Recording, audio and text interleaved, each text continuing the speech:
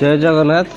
आज आम भुवनेश्वर खड़गपुर जाऊँ आमर रेलवे जे ट्रेनिंग सेठार हम आम धौली एक्सप्रेस द्वारा खड़गपुर आसी पहुँची जाइछू। पाखापाखि संध्या 6टा पर आम ये पहुँची गलु।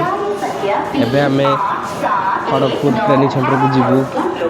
स्टेशन ढू मात्र जहाँकि 2-3 किलोमीटर दूर अच्छी आम प्लाटफर्म देकी बाहर को जाऊँ।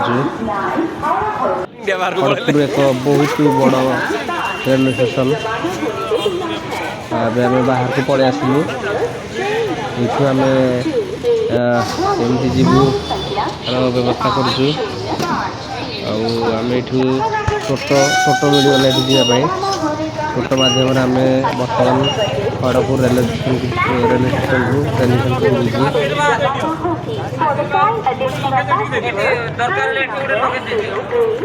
टोटो ये रेट सांग मैंने कथा केते कौन ने लगेज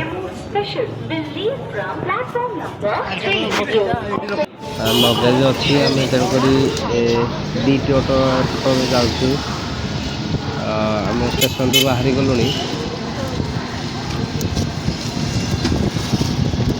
खड़गपुर जोड़ा कि बहुत फेमस आउ बहुत लाइक करे जाए कहीं धोनी रही छुट्टी हिसाब से जॉब करते तो जो धोनी बहुत बड़ फैन फॉलो करी जगह भी मो मन रहा के जीवी बोली ट्रेनिंग नौ बहुत खुशी लगुच।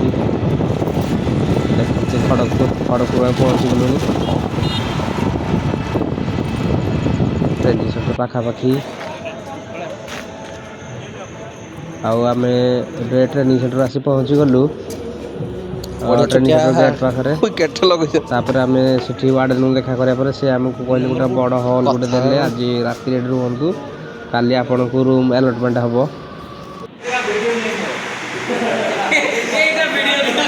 रूम आमको मिल जाए। समस्ते सांग मैंने मजा मस्ती कर